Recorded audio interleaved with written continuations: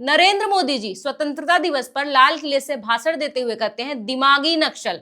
वैसे मोदी जी ने कुछ गलत नहीं बोला। अगर आप किसी काले व्यक्ति को कलुआ कलुआ बोलोगे तो वो चिढ़ेगा ही। वहीं दूसरी तरफ आप किसी गोरे व्यक्ति को कलुआ बोलकर देख लो, वो आपको ही मूर्ख समझेगा। ठीक वैसे ही मोदी जी के स्टेटमेंट के साथ हो रहा है। मोदी जी बोल दिए दिमागी नक्सल, वो भी बिना किसी का नाम लिए। दिमागी नक्सल। इधर लिब्रांडो मंडली को पेचिश पड़ रही है कि हमें बोला गया है। मुझे लगता है कि तुम शायद हो, इसलिए तुम्हें लग रहा है कि तुम्हें ही बोला गया है। मैं अगर आपसे पूछूं कि दुनिया के सबसे भिखारी निहायती गरीब देश का नाम बताओ, तो इस सवाल से ही पाकिस्तानी समझ जाएंगे कि जवाब क्या होने वाला है।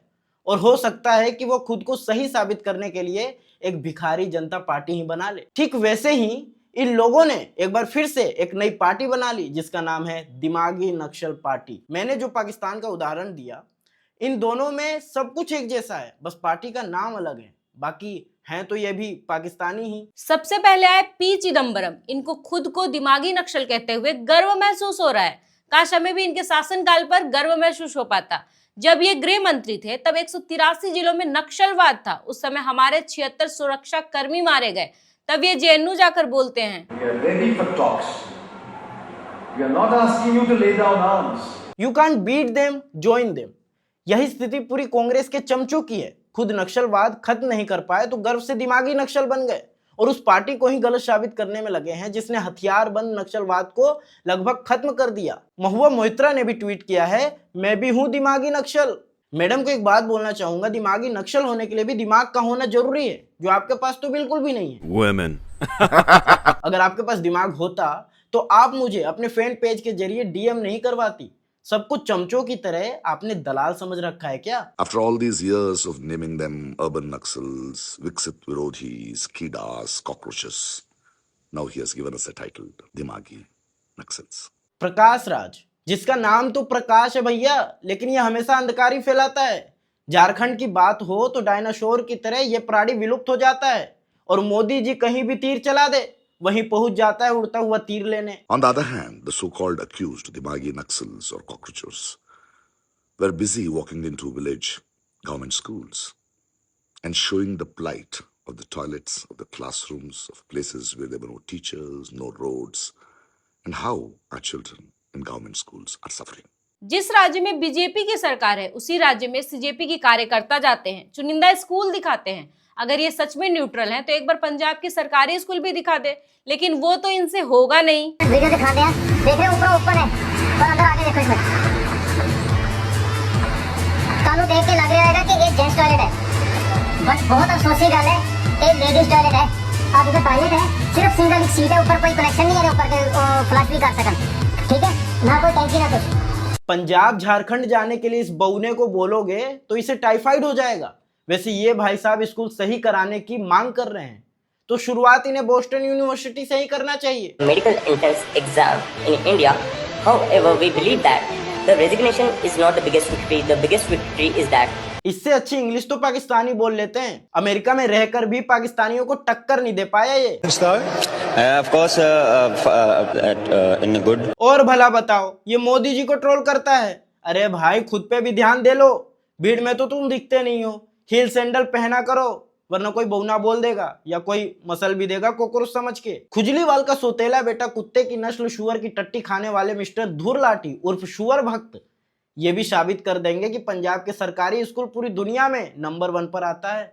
ये वीडियो एआई द्वारा जनरेट किया गया है, बस मेरे पोपो को बदनाम करने के लिए दोस्तों। एक ऐसी स्टेट को ये टारगेट कर रहे हैं जिसकी रैंकिंग लिटरली नंबर 1 पर आ रही है एजुकेशन में देश में। पंजाब सच में नंबर 1 पर आता है, चाहे मामला ड्रग्स का हो चाहे जनता के साथ स्कैम करने का। पर धुर लाठी आज तक एक वीडियो नहीं बनाया पंजाब गवर्नमेंट पर।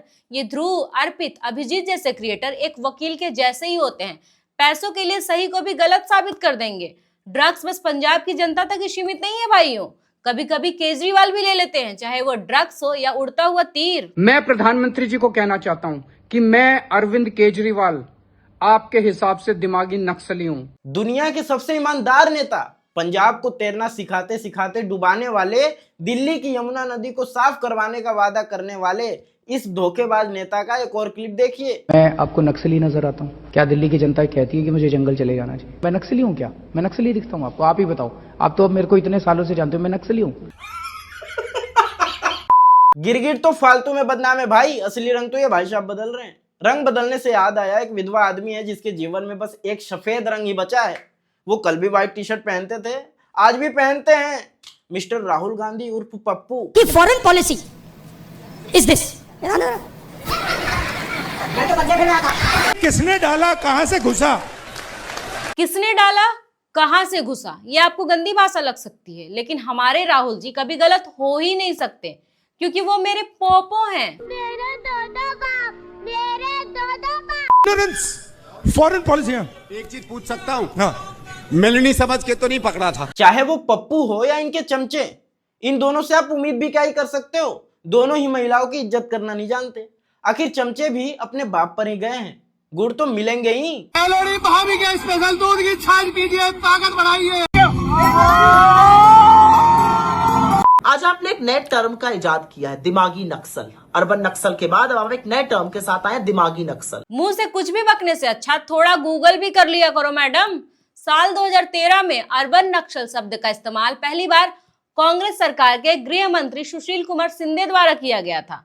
तो इसका मतलब है कि अर्बन नक्सल मोदी ने नहीं, बीजेपी ने नहीं, ये कांग्रेस की ही देन थी। अब क्या हम प्रधानमंत्री जी का ये कहना है कि जो भी सरकार का विरोध करता है वो दिमागी नक्सल है? आपसे छोटी उम्र का कोई बच्चा आपको समझाए तो आपको समझ में नहीं आएगा, इसलिए मैं जेमिनाई से ही पूछता हूँ कि दिमागी नक्सल है कौन आखिर। 15 अगस्त 2026 के दिन लाल किले पर से नरेंद्र मोदी जी ने भाषण दिया। उन्होंने बोला दिमागी नक्सल। आप मुझे बताइए दिमागी नक्सल कैसे लोग होते हैं, बोल के बताना है। भारतीय राजनीति में दिमागी नक्सल या अर्बन नक्सल शब्द का प्रयोग हाल के वर्षों में काफी चर्चा में रहा है। प्रधानमंत्री नरेंद्र मोदी जी और सत्ताधारी दल के अन्य नेताओं द्वारा इस शब्द का इस्तेमाल मुख्य रूप से एक विशेष प्रकार की मानसिकता या विचारधारा वाले लोगों को संदर्भित करने के लिए किया जाता है। राजनीतिक विमर्श में दिमागी नक्सल उन्हें कहा जाता है जिनके बारे में निम्नलिखित बातें मानी जाती हैं। 1. वैचारिक और बौद्धिक समर्थन देने वाले पारंपरिक नक्सली जंगलों में छिपकर हथियारों के बल पर हिंसा करते हैं, लेकिन दिमागी नक्सल शहरों, बड़े विश्वविद्यालयों, मीडिया संस्थानों या एनजीओ में बैठकर काम करते हैं। इन पर आरोप होता है कि ये लोग अपने लेखों, भाषणों और बौद्धिक प्रभाव के जरिए नक्सलवाद और हिंसक आंदोलनों को वैचारिक समर्थन, आइडियोलॉजिकल सपोर्ट और सही ठहराने का काम करते हैं। 2. युवाओं को गुमराह करने वाले इस शब्द का प्रयोग उन लोगों के लिए किया जाता है जिन पर आरोप है कि वे अपनी बौद्धिक क्षमता का इस्तेमाल देश के युवाओं के दिमाग में जहर घोलने, उन्हें व्यवस्था के खिलाफ भड़काने और देश की लोकतांत्रिक संस्थाओं के प्रति अविश्वास पैदा करने के लिए करते हैं। 3. विकास कार्यों में बाधा डालने वाले सरकार का मानना है कि ये लोग अक्सर मानवाधिकार, ह्यूमन राइट्स, आदिवासी अधिकार या पर्यावरण संरक्षण का मुखौटा पहनते हैं, लेकिन इनका असली मकसद देश के बड़े इंफ्रास्ट्रक्चर प्रोजेक्ट्स, औद्योगिकरण और विकास कार्यों को कानूनी या विरोध प्रदर्शनों के जरिए रोकना होता है। 4.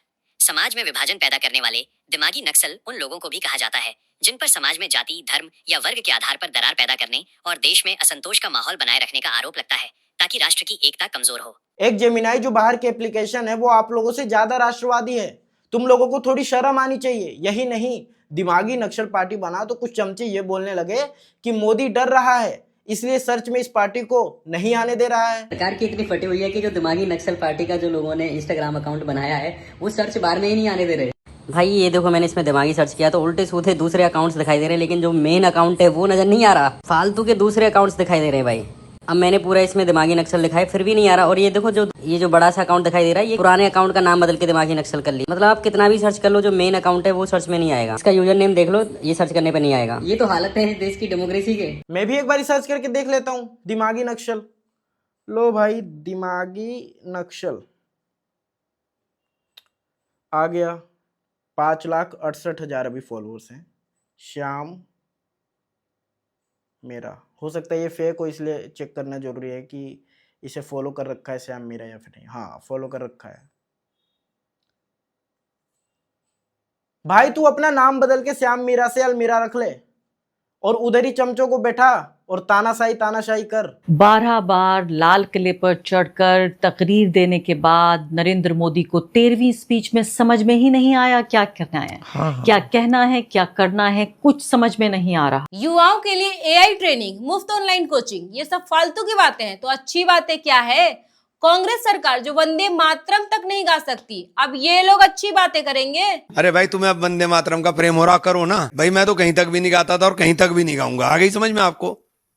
बस खड़ा हो जाऊंगा, नहीं गाऊंगा बिल्कुल भी नहीं। पीसफुल कम्युनिटी के लोग या कांग्रेस की याददाश्त भले ही कमजोर हो, लेकिन भाई साहब ये अपना मकसद नहीं भूलते। वंदे मातरम से बड़ा इनके लिए धर्म है। इनको अगर अपना देश देश छोड़ो, अगर सोने का कटोरा भी दे दे तो भी ये भीख ही मांगेंगे, पाकिस्तान की तरह, चाइना से। इसलिए भिखारी को भीख में पैसे तो देनी चाहिए, लेकिन उतना ही जितना वो संभाल कर रख सके। आपको ये वीडियो कैसा लगा? मजा आया। अगर आपको ये वीडियो अच्छी लगी तो लाइक, शेयर, सब्सक्राइब और हाइप करना बिल्कुल भी मत भूलना, जिससे हमें मोटिवेशन मिल सके और हम और भी बेटर कंटेंट बनाएं। जय श्री राम, जय हिंद।